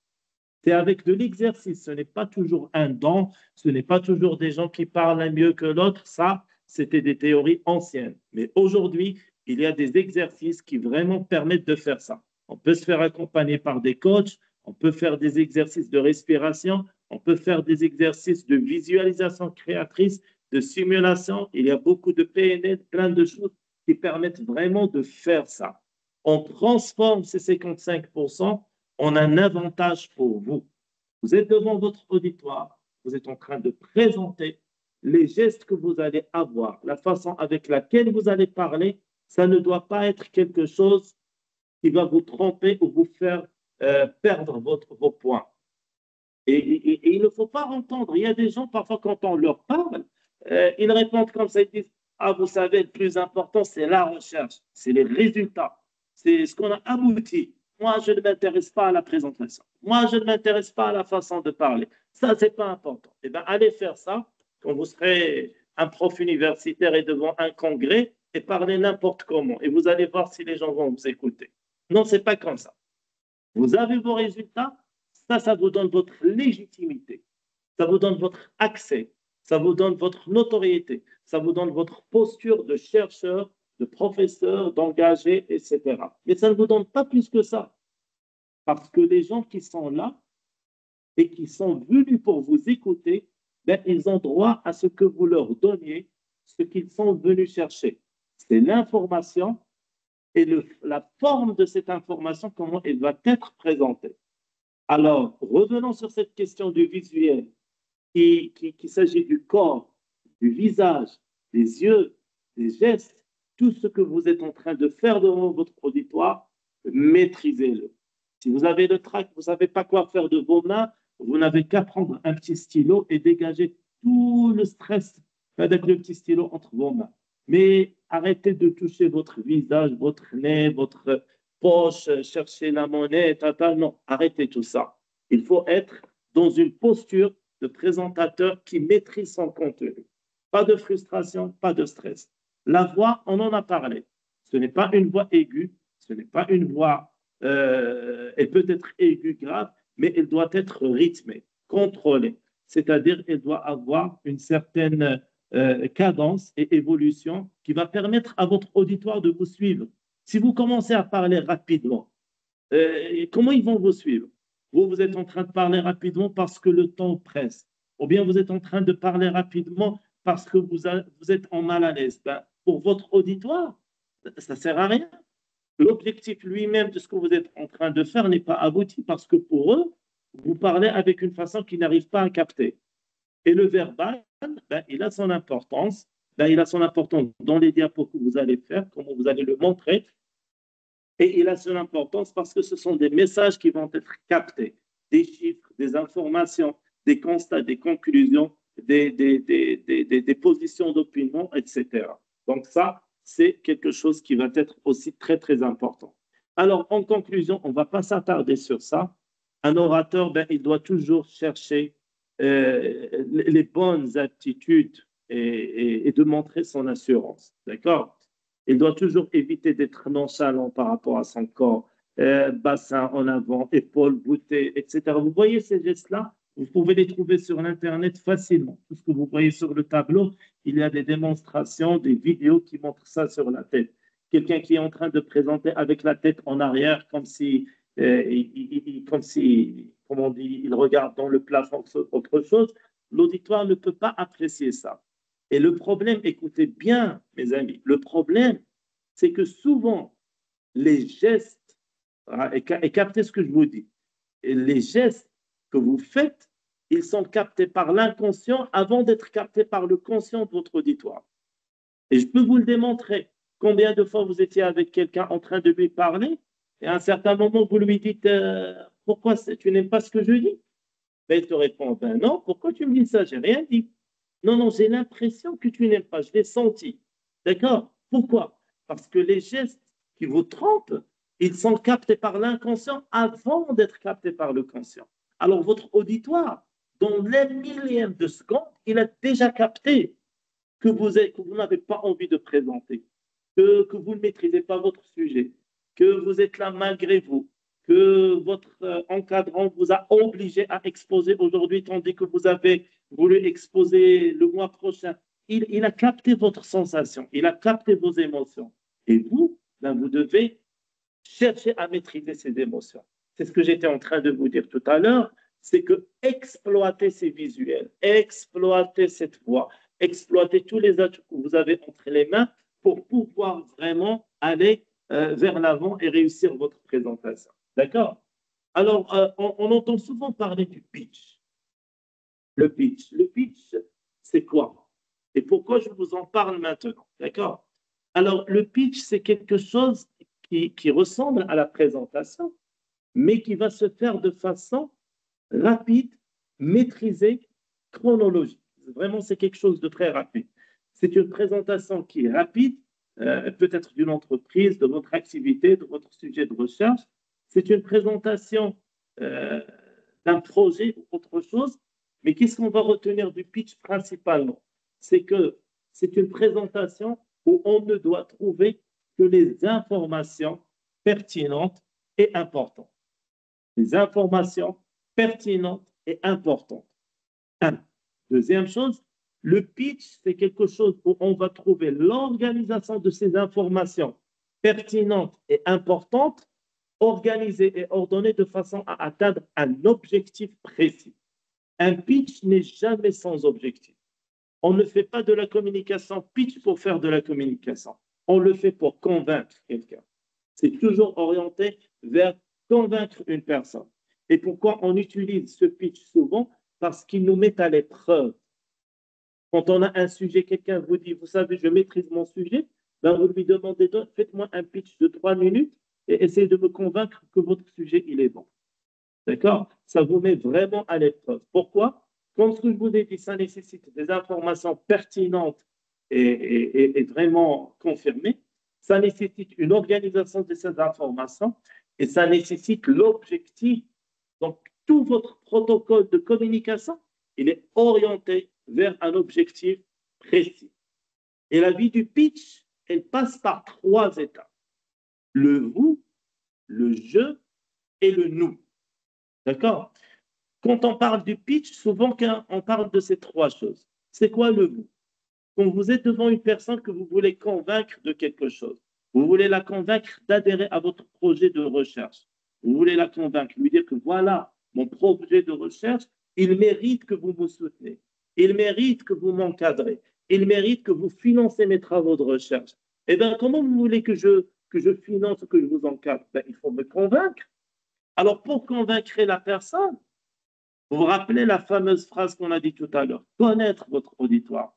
Ben, il faut identifier les attentes, les problématiques et les besoins de la personne qui est devant vous. Imaginez que je suis en train de faire de la recherche scientifique dans un domaine chimique et que je vais aller voir un sociologue ou bien un politologue et que je vais lui dire, j'ai besoin que vous financez ma recherche. Pourquoi? Ben, vous savez, j'ai trouvé quelque chose pour agir sur la molécule de trucs pour pouvoir vraiment... Ben, ce n'est pas quelque chose qui me parle. Ce n'est pas mon domaine. Il faut trouver les personnes qui sont dans votre domaine. Une fois qu'on les a trouvés, ben, il faut trouver les sujets qui leur parlent.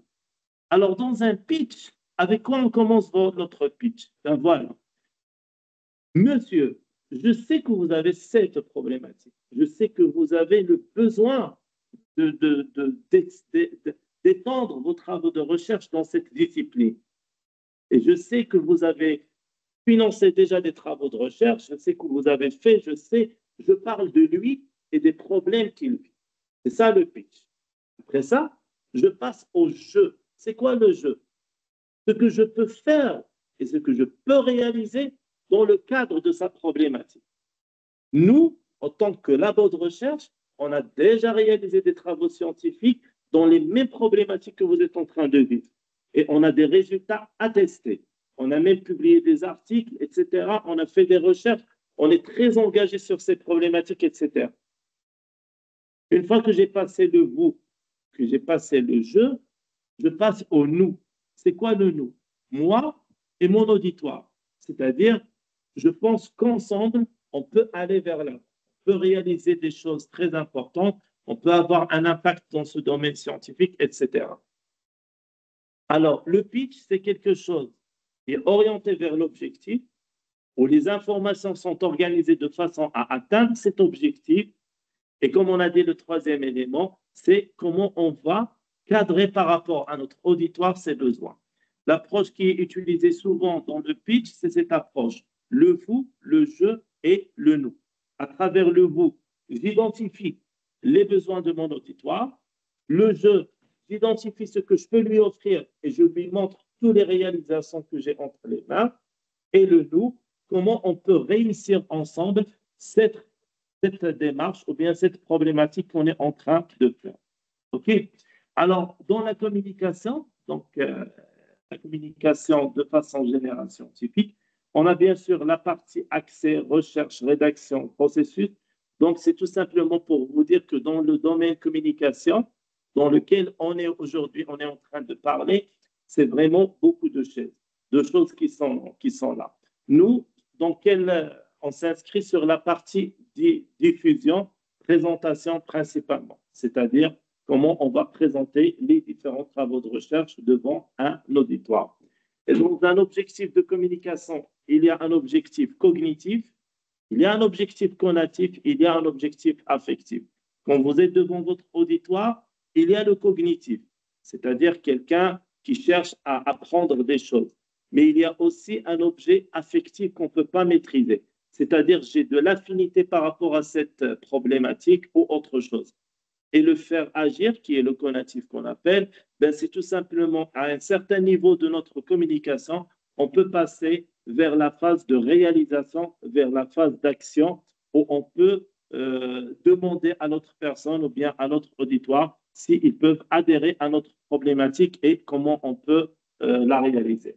Alors, pour commencer à conclure, dans la prise de parole en public, il y a des techniques de base qu'il faut acquérir. Il faut prendre son courage. Tout d'abord, la parole en public conduit tout droit, bien sûr, à prendre. Il faut avoir de la confiance en soi. Ne perdez pas de vue votre objectif, votre ligne de conduite, votre chemin de fer dont on a parlé. Essayez d'être en avance certain de votre succès. Mettez-les en avance. C'est-à-dire, aujourd'hui, on parle en public, c'est une sorte de conversation où on met nos succès, nos réalisations. C'est toutes les occasions de pratique. Ça aussi, ça permet d'acquérir de bonnes techniques par rapport à la communication en public. Pour développer la confiance en soi dont on vient de parler, cherchez des raisons de votre crainte. Si par exemple quelqu'un, surtout je parle aux personnes, à chaque fois qu'ils montent en présentation, souvent ils sentent avec la crainte, avec le malaise, etc. D'accord? Essayez d'identifier les raisons. Essayez de comprendre pourquoi cela vous arrive. Pourquoi vous n'arrivez pas à communiquer de façon à l'aise. Cherchez les raisons. Votre cas n'est pas unique, d'accord? Il faut le comprendre déjà. Et une certaine dose de trac, elle est très utile. Rappelez-vous de ça. Le trac, il est utile. Vraiment, il nous permet d'avoir de la maîtrise sur notre sujet. Parce que si on n'a pas de trac, on ne va pas faire attention à ce qu'on dit. On ne va pas porter de l'importance à ce qu'on est en train de présenter. On va prendre les choses comme ça, aléatoires. Même pour les professionnels, c'est la même chose. D'accord? Les causes principales de votre peur de parler en public viennent simplement peut-être de votre manque d'habitude. D'où le fait que je vous ai dit tout à l'heure, dont on a parlé, il faut beaucoup s'exercer. Développer la confiance en soi. Bien préparer son intervention, ça vous donne confiance en vous. Bien maîtriser votre contenu. On a parlé, ça vous donne confiance en vous. Identifier les mots-clés de façon structurée, c'est-à-dire les diapos ne doivent pas être une mer où je vais me noyer. Ce qui veut dire je vais plonger, je vais commencer à chercher quelle est l'information que je veux présenter. Non, il faut avoir des mots-clés distincts, quitte à même à les mettre en gras, les colorier, etc. Ça, c'est la ligne de progression. On en a parlé, c'est très important. Et vérifier et valider votre argumentation par des pairs ou autres personnes. Toujours dans le développement, soyez certain de votre succès. Croyez en vous. Si vous n'arrivez pas à croire en vous, ça ne peut pas être emprunté de chez une autre personne. C'est vous-même. Essayez, évitez toute réflexion négative. Pratiquez l'autosuggestion. Je sais que je peux réussir. Dites-vous ça. Les phrases positives sont très importantes. Je sais, je peux réussir. Je peux vraiment aller plus loin. Agissez avec confiance. Développez la confiance en soi. Développer la confiance en soi, c'est déjà comment faire une présentation. Là, on est pour informer. Limitez votre exposé au temps et imparti. Classez les idées de façon enchaînée, logique. Énumérez vos idées. Comparez ce qui est nouveau avec ce qui est familier. Transformez un fait en image. On a parlé aussi du storytelling tout à l'heure et évitez des termes techniques. Ça dépend de votre auditoire. Si bien sûr vous êtes avec un auditoire averti pour ces termes, il n'y a pas de problème. Mais si c'est un peu mélangé, il vaut mieux éviter des termes trop techniques et utiliser les aides visuelles. Alors pour terminer, pulvérisez votre coquille. Pulvérisez votre coquille. Sortez de votre zone de confort, sortez de votre peur. Essayez d'aller vers l'avant. Vous êtes capable, c'est votre sujet, c'est votre domaine, c'est votre présentation, c'est votre contenu, c'est votre public qui est là. C'est un public qui est venu pour vous. Alors n'essayez pas d'imiter d'autres personnes. Si je connais un collègue, Saïd, la dernière fois, il a présenté bien, je vais essayer de faire comme Saïd. Ben non, soyez vous-même. Communiquez avec vos auditeurs. Établissez votre contact direct. Mettez votre cœur dans vos paroles. Ressentez ce que vous êtes en train de dire. Vous allez pouvoir améliorer ça autant que vous allez être familier et engagé dans votre présentation. et exercez votre foi. Exercez votre voix. L'exercice de voix, il est très important, mes amis. C'est comme l'exercice de respiration dans le stress et dans d'autres situations. C'est très, très, très, très important. OK? Alors, en termes de mise en contexte, pourquoi apprendre à bien parler? Pourquoi ces outils? Pourquoi tout ça? Ben, tout simplement, que ce soit pour une soutenance de thèse, mes amis, que ce soit pour une communication dans vos colloques, que ce soit pour une présentation, n'importe, la parole, c'est un outil de transmission. La parole est un outil de transmission, d'influence et de conviction. Alors, quand vous êtes devant votre auditoire, vous êtes le porteur de cette parole, de cet outil. Vous êtes là pour les influencer et les convaincre des biens fondés de votre travail et de votre thèse. Dans un contexte où les publications, bien sûr, ne suivent pas, on est obligé de bien présenter et expliquer pour convaincre les gens, pour soutenir. Donc, il ne s'agit pas tout simplement de bien parler, parler juste, etc. Mais non, ce qui permet aussi de faire passer une idée, défendre votre façon de faire, votre méthodologie de façon générale et surtout susciter l'intérêt de vos jurys ou bien du grand public. Dans le pitch scientifique, comme dans la présentation scientifique, c'est tout simplement dans le cas de le pitch scientifique, ça c'est pour faire la liaison entre le pitch et la présentation scientifique, c'est quelque chose qui est court, structuré, mais surtout percutante. C'est pourquoi dans un pitch scientifique, qu'est-ce qu'on va trouver? On va trouver une thèse qui est présentée avec des concepts scientifiques. Ça va être une synthèse avec un impact et il vise quoi? Attirer l'attention, susciter l'intérêt et faire comprendre l'essentiel de notre travail à notre auditoire. L'objectif de notre pitch sera quoi dans un pitch scientifique? Accrocher rapidement l'auditoire avec une idée forte. On en a parlé et on en reparle. Toujours l'idée forte, elle doit être claire dans vos têtes. Clarifier l'objet de la recherche. C'est quoi mon objet de recherche? Pourquoi cette recherche? Comment la démarche scientifique ou bien toute la démarche que j'ai faite? Valoriser la singularité et l'utilité de votre recherche. Elle est particulière et inciter à en savoir plus ou à collaborer. Tout à l'heure, vous vous rappelez, on a dit parlez peu, ne dites pas beaucoup de choses. Walakin, essayez aussi en parallèle d'inciter votre public à demander, à savoir, voire à collaborer avec vous. Parmi les méthodes simples qu'on peut utiliser dans le cadre peut-être du pitch ou autre chose, il y a ce qu'on a la méthode des 3 C, contexte, contenu et contribution. Quand vous voulez faire un pitch scientifique, posez ces 3 C. Quel est le contexte?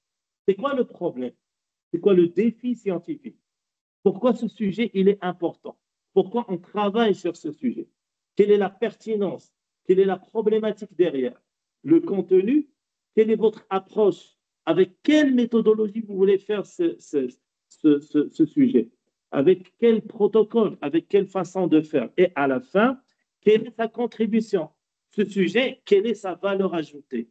Quelles sont les perspectives et les résultats qui vont y avoir à l'issue de ce travail?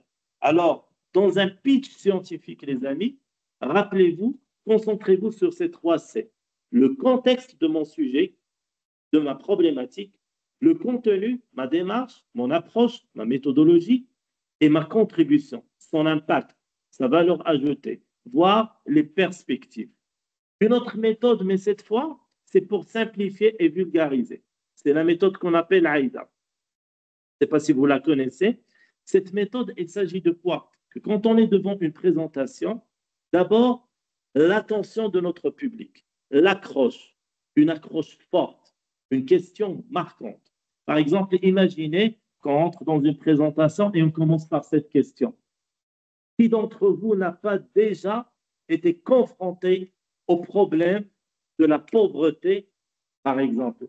Qui d'entre vous n'est pas quelqu'un qui a déjà commis un délit? Des questions fortes, des questions qui interpellent votre public. Vous excusez les exemples que je donne parce qu'ils sont toujours dans des cadres plutôt par rapport à ma spécialité. Alors, après l'attention, qu'est-ce qu'on va trouver? On va trouver l'intérêt, la mise en contexte rapide et compréhensible. Rappelez-vous, j'ai parlé et on parle d'une mise en contexte rapide, prend pas beaucoup de temps, mais compréhensible. S'il vous plaît, faites attention. Compréhensible, pas pour vous, parce que c'est votre sujet, mais pensez à votre auditoire. Pensez à votre auditoire pour qui ça doit être compréhensible. Troisième point, le désir. Une présentation claire de votre solution, de l'approche que vous avez pour atteindre. Et enfin, l'action. L'action, c'est qu'est-ce que vous attendez de nous? Vous, autant qu'auditoire, moi, autant que présentateur, voilà ce que j'attends de vous. L'attention, je l'ai faite, j'ai capté votre attention, je vous ai montré l'intérêt de mon sujet, je vous ai donné le désir de participer à mon sujet, et bien là, je peux vous capter. Je vous dis, voilà ce que j'ai besoin. Appel à poursuivre la discussion, poser des questions, ou bien entamer le travail par la suite sur quelque chose. En dernier lieu, qu'est-ce qu'on va dire? Pour la pratique, les outils pratiques pour le construire, il y a plusieurs outils. Vous allez trouver sur l'Internet plein de choses, telles que la carte mentale mind mapping, vous connaissez, script de pitch, c'est-à-dire rédiger, tester, ajuster. Le minuteur, c'est chronométrer et avoir déjà un minuteur pour maîtriser sa présentation. Et pourquoi pas aussi l'enregistrement vidéo ou audio. Il permet vraiment par la suite de revenir sur ce qui a été présenté et pour le revoir de façon plus détaillée. D'accord? Alors, quelques éléments avant de conclure avec vous. Je voudrais vous parler de quelques outils pour maîtriser son stress. Et parmi ces outils-là, bien sûr, il y a la préparation mentale. La préparation mentale, c'est avoir de l'énergie, bien sûr, positive et tout ça. Visualiser positivement votre prise de parole. Dans la technique de visualisation, on va le voir un peu par la suite, la visualisation même créatrice, il y a des techniques de projection. J'imagine que j'ai bien passé ma prise de parole. Je ferme les yeux, c'est un exercice. Je me positionne dans la salle où je vais présenter. J'imagine l'auditoire. J'essaie de ressentir les alentours de toute la salle. S'il y a du vent, je sens qu'il y a du vent. S'il y a du soleil qui vient de la fenêtre, j'essaie de m'imaginer qu'il y a du soleil. Et par la suite, je commence à imaginer que ma présentation se passe bien. Je me projette. Je reformule les pensées négatives de façon à les évacuer. Je vais échouer et je commence à évacuer. Non, je suis prêt. Je ne vais pas réussir? Non. Plutôt, je pense que je vais réussir parce que j'ai bien préparé. Alors, la préparation mentale, c'est sur deux aspects. Visualisation positive et évacuation ou reformulation des pensées négatives.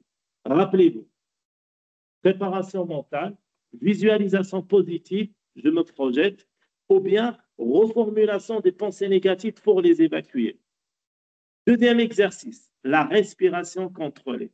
Aujourd'hui, je pense même les smartwatches, les montres, les applications sur Internet, il y a plein d'exercices de respiration. Pratiquez la respiration abdominale, inspirez profondément par le nez, gonflez le ventre, expirez lentement par la bouche et répétez 3 à 5 fois. Et si vous ne l'avez pas encore testé, faites-moi confiance. Une fois que vous serez dans un état de stress, mettez-vous dans un coin et utilisez cet exercice. C'est vraiment bénéfique et c'est vraiment aboutissant. Cela, il calme le rythme cardiaque et il diminue la tension corporelle. Pourquoi c'est important? C'est des conseils très, très simples, ce que je vous dis. Mais ils sont décisifs. Mais on s'est retrouvé avec plein de personnes fantastiques. Ils ont des recherches extraordinaires. Et suite à un petit trac ou à une situation, ben voilà, il a échoué. Pourquoi il n'a pas pu maîtriser? Ben non, ça, on doit le dépasser. Parce qu'aujourd'hui, il y a des choses qui permettent de dépasser ça. Dernier point, c'est l'ancrage corporel. Se tenir debout, bien enraciné, d'accord? Pieds plats, pieds à plat, épaules étendues, une posture solide. C'est la posture d'une personne qui a confiance en soi, qui est enracinée, qui est bien positionnée. Elle n'est pas en déséquilibre. Elle n'a pas une jambe croisée, une main tendue sur une épaule d'un copain, autre chose. Non, elle est bien stable et on sent que cette personne, elle dégage de la force, elle dégage de la maîtrise de soi, elle dégage de la maîtrise dans son sujet. Et c'est une personne qui est déjà, elle a déjà gagné sa présentation. Elle est déjà une personne qui est dans une posture de succès. Alors, la stratégie dans la prise de parole, on a passé la préparation. Commencez par des phrases que vous avez l'habitude de connaître. Ça peut être un effet très sécurisant pour vous. C'est-à-dire, une phrase qui vous sécurise, une phrase que vous avez l'habitude de faire, et une phrase qui rentre dans vos travail de recherche et qui est maîtrisée. Ça va vous permettre de vous mettre déjà à l'aise. Ne commencez pas par quelque chose qui est nouvel. On a vu ça dans des phénomènes ou des personnes, quand ils vont présenter, ils se retrouvent avec un diapo que l'autre copain a préparé, ou bien que le prof a introduit dans sa présentation. Et une fois qu'il est devancé, il démarre mal à l'aise. Il démarre avec quelque chose où il ne ressent pas la maîtrise. Et ça, c'est pas bien. Il faut plutôt démarrer avec des choses qui vous parlent et qui vous mettent en sécurité avec vous-même. S'appuyer sur sa structure. Regardez les visages bienveillants dans l'auditoire pour créer un contact rassurant. Devant votre auditoire, il y a des personnes qui sont bienveillantes. Ils vous regardent avec bienveillance. Écoutez-moi bien. Ces personnes, nourrissez-vous de leur bienveillance. Vous savez ce que veut dire le mot se nourrir? Nourrissez-vous. Ce qui veut dire, à partir de cette bienveillance, elle va vous procurer de la confiance. Elle va vous procurer de la sécurité et de la sérénité. N'oubliez pas, ne vous attardez pas à regarder cette même personne, mais plutôt alimentez-vous, ressourcez-vous et repartez vers les autres visages pour continuer votre présentation. S'appuyer sur sa structure, on a dit, avoir un fil conducteur et accepter le silence. Il y a des personnes qui sont mal à l'aise avec le silence. Eh bien non, le silence, il nous permet de souffler, il nous permet de réfléchir, il nous permet de prendre du recul. Une pause est souvent perçue comme de la maîtrise et non pas comme quelqu'un qui ne maîtrise pas son sujet. Par exemple, là, je suis en train de vous présenter et je prends une pause, je me tais. Et à partir de là, je commence à dire, vous voyez ce que je veux vous dire? Donc, dans l'acceptation du silence, c'est une façon de reprendre ses idées, de récapituler et d'aller vers l'avant avec une meilleure maîtrise. Ce n'est pas un point faible. Et donc, qu'est-ce que je veux vous dire par là? À partir de ces 3 points qui sont pendant la prise de parole, commencez par une phrase sécurisante, regardez les visages bienveillants, s'appuyer sur la structure de votre fil conducteur et le silence. Eh bien, donnez-vous du silence pour pouvoir redémarrer et relancer votre engagement sur la présentation. Une pratique progressive, le vrai antidote du trac, c'est s'entraîner à haute voix. Ça a marché pour les artistes, pourquoi pas pour les chercheurs? S'entraîner à haute voix. N'hésitez pas. Seul, puis devant un petit public, filmez si ça vous chante, présentez devant vos familles, vos proches, etc. Participez à des clubs de prise de parole, des ateliers doctoraux, même si ça existe. L'essentiel, donnez-vous l'occasion. Tout à l'heure, Mme Soukaina, elle a parlé de personnes, s'ils veulent participer à des séminaires, ben pourquoi pas? Donnez-vous cette chance. Je maîtrise un sujet, voilà, j'ai envie de présenter un sujet sur une demi-heure, voilà, c'est un truc que je maîtrise bien et j'ai envie de le faire. C'est un exercice pour vous avant d'être quelque chose pour les autres. D'accord? La visualisation créatrice, un mot avant de finir, on en a parlé tout à l'heure, c'est une technique mentale, d'accord? Elle permet de s'imaginer en train de réussir une action au futur. Pour notre cas, vous réussissez votre présentation. Elle active à la fois l'imagination sensorielle, c'est ce que je vous ai dit tout à l'heure, voir, entendre, ressentir le vent, essayer d'imaginer qu'il y a du soleil. Le jour de ma présentation, je vais porter mon costume ou bien ma robe, etc. J'essaie d'imaginer que je porte ces vêtements, j'essaie de ressentir ces vêtements, j'essaie d'imaginer que je suis debout, j'essaie d'imaginer que j'ai pris la parole, j'essaie d'imaginer que je suis en train de regarder la salle. Alors, vous vous projetez dans cette visualisation, dans cette technique mentale.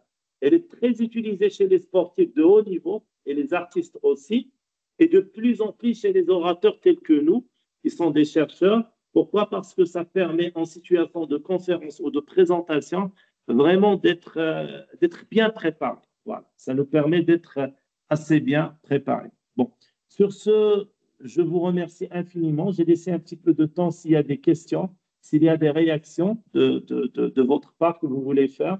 Je vous remercie pour votre attention, pour votre patience et la parole est à vous.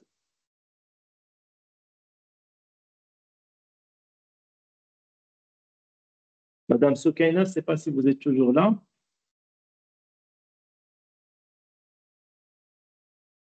Oui, c'est Rabia, bien sûr que je suis là.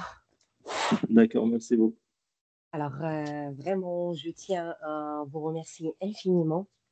Euh,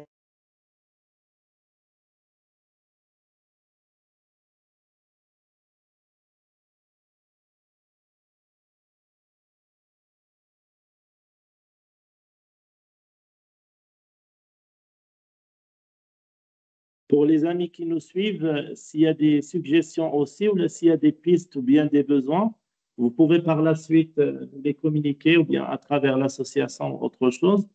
Et donc, vivement pour la suite, si vous avez besoin de quoi que ce soit, toute l'équipe ainsi que moi-même, équipe Masred et moi-même, donc à votre disposition. Et donc, pour le bien de notre association et sa réussite et pérennité.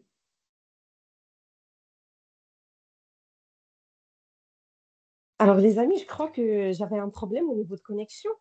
Vous arrivez à m'entendre maintenant? Oui, on vous Oui, entend, Madame Soukaina.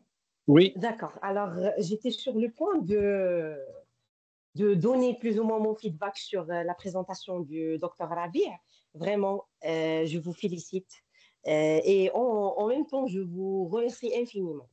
La qualité de la présentation, euh, la, les informations que vous avez partagées. Vraiment, c'était une formation très, très, très pertinente et c'était plus que pertinente. Vous avez vraiment réussi à capter l'attention de l'auditoire et d'ailleurs, la preuve, c'est qu'il y avait jusqu'à maintenant 80 personnes qui continuent toujours à vous suivre. Et vraiment, il y a un point très important. La présentation, c'était sur l'art de la prise de parole. Et je crois que vous avez vraiment donné un exemple concret et plus réaliste de l'art de la prise de parole. Vraiment, tabarakallah Alex Rabi'. Et je crois que Merci. tout le monde est d'accord avec moi. Donc, vous avez vraiment fait vous avez passé de l'abstrait, c'est quoi la prise de parole, vers un exemple plus concret qui est vous, bien sûr. Euh, Merci infiniment encore une fois. Je crois qu'un seul atelier, je ne crois pas qu'il est suffisant. Je crois qu'on va réorganiser d'autres cycles de formation sur ce sujet-là parce que ça nous intéresse tous. Non pas les doctorants, mais ça nous intéresse nous aussi en tant que corps professoral. Euh, Sinon, les gens qui m'ont posé tout à l'heure la question sur les attestations de présence, je crois que Dr Anas Laïjazé Bekher, il a déjà partagé avec vous un lien Google Form. Alors, bien sûr, vous pouvez y accéder sans email institutionnel. Vous pouvez bien sûr renseigner tous vos coordonnées en ce qui concerne nom, prénom, établissement d'accueil, adresse mail. Et par la suite, on va vous préparer des attestations. Et une fois ils sont prêts, on va les envoyer bien sûr via email. Je vous prie juste de se patienter un peu. Déjà, le noyau Masred, le travail colossal que vous voyez, il y en a des personnes qu'on peut les compter vraiment au doigt de la main, qui Au gèrent revoir. toute cette démarche, toute cette logistique, à vrai dire. Donc, vraiment, on vous prie de se patienter un peu. Et comme j'ai déjà mentionné dès le début de la formation, si vous avez des propositions, des suggestions, n'hésitez pas.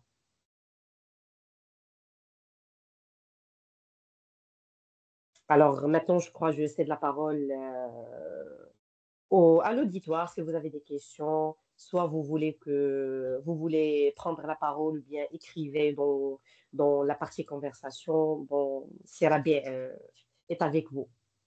Et d'ailleurs, profitez de l'occasion.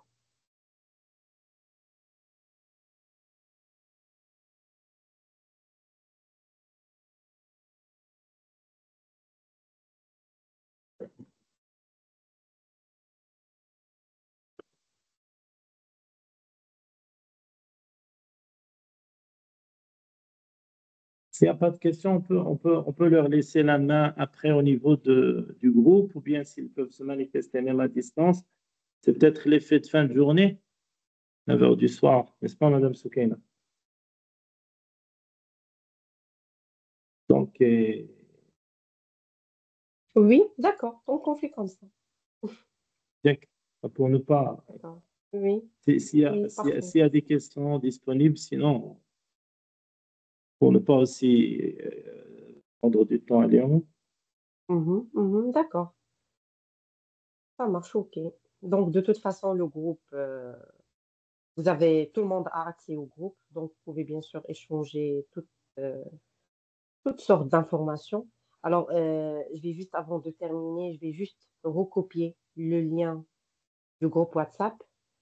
Il y a des personnes qui ne arrivent pas encore à nous rejoindre l'avant. Et comme ça, on termine. Alors,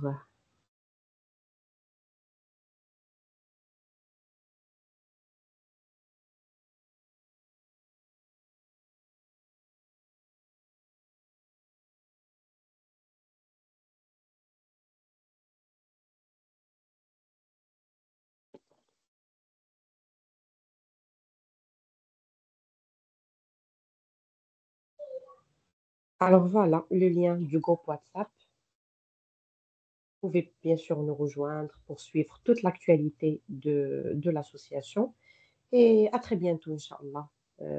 D'ici 2 à 3 semaines maximum, on va organiser un autre atelier de formation qui va être encore une fois intéressant et pertinent pour vous. Merci pour votre engagement, votre présence et à la prochaine, Inch'Allah. Merci encore une fois, Sirabi. Merci à vous. C'était un plaisir de partager avec vous. Et donc, on fait tous partie de notre belle association. Et si vous avez besoin de quoi que ce soit, n'hésitez pas d'interagir ou là, de demander sur le groupe ou bien directement. Et très bonne continuation à vous tous pour vos recherches et vos travaux. À très bientôt. Merci. Au revoir. Bonne fin de soirée. Merci à vous. Au revoir. Très bonne fin de soirée. Au revoir. Également, merci.